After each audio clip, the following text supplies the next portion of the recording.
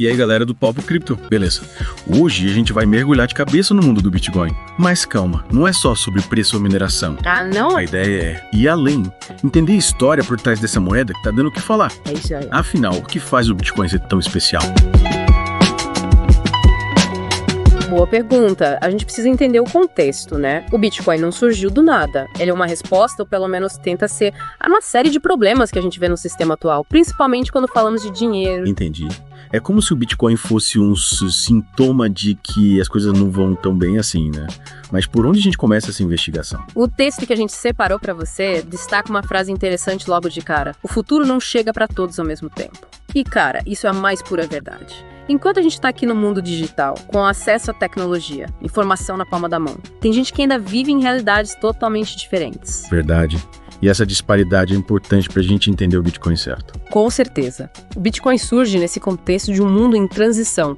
Uns acelerando para a era digital, outros ainda presos a modelos antigos. E essa mudança impacta tudo. A forma como a gente se relaciona, consome, trabalha e, claro, lida com dinheiro. Faz sentido. E o texto sugere que as formas tradicionais de lidar com dinheiro, de acumular riqueza, estão falhando, né? Tipo, imóveis, investimentos de renda fixa. O que antes era garantia de futuro hoje já não é tão seguro. Você concorda com essa visão? Olha, é inegável que a gente está vendo uma crise de confiança nas instituições, déficit público e inflação, juros negativos. Parece que o sistema que a gente conhece está meio que se autodestruindo, sabe? E aí, muita gente começa a buscar alternativas. E o Bitcoin se destaca como uma opção fora do controle de governos e bancos. Uma reserva de valor descentralizada, como o texto fala, mas peraí, isso não é meio radical, questionar o sistema inteiro. É aí que a coisa fica interessante.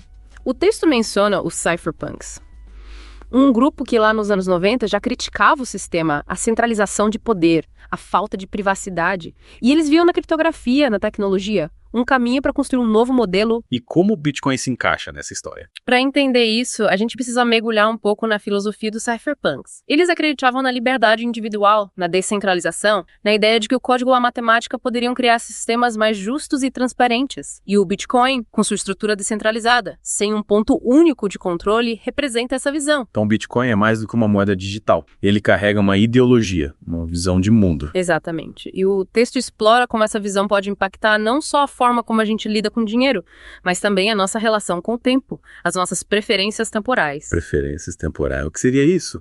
É como a gente valoriza o tempo, o presente e o futuro. O sistema atual, com inflação e juros baixos, te incentiva a gastar tudo hoje, a viver no imediatismo. Já o Bitcoin, com sua escassez e deflação programada, que incentiva a poupar, a pensar a longo prazo. Caramba, que interessante. Então o Bitcoin pode mudar até a forma como a gente pensa, se planeja para o futuro. Exatamente. Ele nos convida a repensar nossa relação com o tempo, a construir riqueza de forma sustentável, sem depender de um sistema que talvez já não te represente. Nossa, essa conversa abriu minha mente. Como a confiança nas instituições está abalada, como a inflação corrói nosso poder de compra. É como se o sistema estivesse nos empurrando para um ciclo de consumo desenfreado, sem pensar no futuro. Exatamente. E o que a gente separou para você explora essa ideia da crise do sistema legado, como ele chama. E sabe o que é mais interessante? Ele usa um exemplo bem brasileiro para ilustrar essa crise. Os imóveis. Imóveis. Mas por muito tempo ter um imóvel era sinônimo de segurança, de patrimônio sólido. Era o investimento principal da maioria dos brasileiros. O que mudou? Essa é a questão. Nesse mundo em transição, com tecnologia transformando tudo, o imóvel ainda é a melhor forma de garantir o futuro. E quais são os argumentos que ele usa para questionar essa ideia? Ele menciona alguns fatores, como a queda da taxa de natalidade, o aumento do comércio online, a migração para cidades menores. Fatores que podem impactar a demanda por imóveis residenciais e comerciais no futuro. Entendi. É como se o mercado imobiliário também estivesse passando por uma disrupção, assim como a gente viu com os taxistas e os aplicativos de transporte. E o que sugere que essa mudança vai ser cada vez mais rápida, impulsionada pela tecnologia. Exato. E quem está no meio dessa revolução toda? Os governos, com suas moedas fiduciárias e todos os investimentos atrelados a esse sistema. E o texto é bem crítico em relação a isso, né? Ele fala da guerra ao dinheiro, da ameaça do controle totalitário das finanças, do déficit público crescente.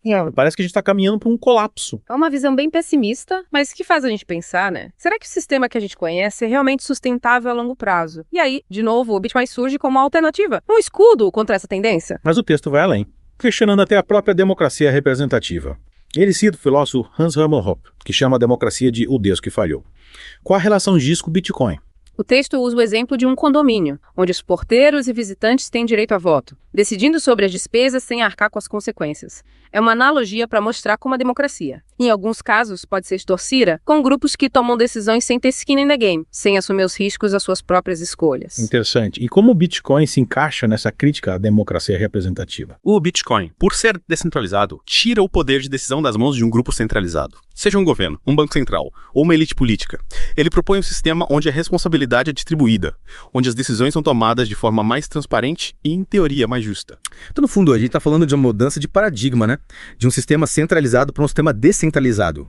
De um modelo baseado na confiança em instituições para um modelo baseado na confiança na tecnologia, na matemática. Exatamente. E essa mudança impacta não só a forma como a gente lida com dinheiro, mas também a nossa relação com o poder, com a liberdade individual.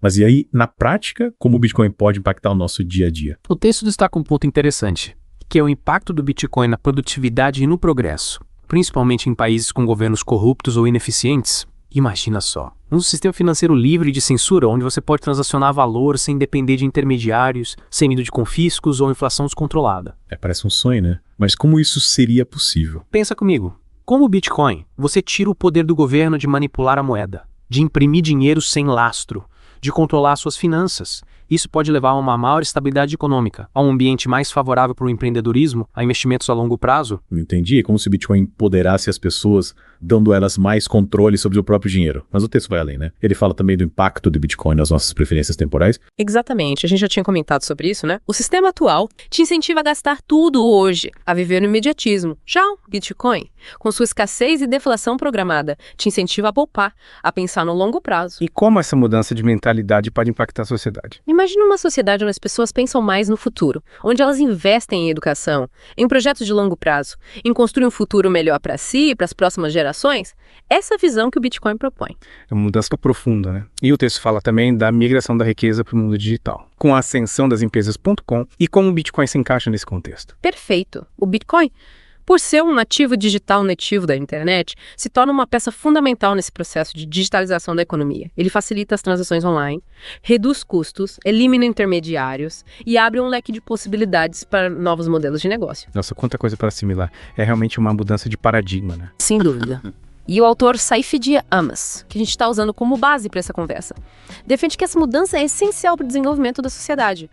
Ele argumenta que a presença de uma sound money, uma moeda forte e confiável como o Bitcoin, é fundamental para o desenvolvimento da moral, da ética, da arte e da cultura. A gente não está falando só de dinheiro, né? A gente está falando de uma nova forma de organizar a sociedade, de construir um futuro mais justo, mais livre, mais próspero. E você, Chagno, o que acha de tudo isso? Conta pra gente nos comentários o que te chamou a atenção nesse mergulho no mundo do Bitcoin.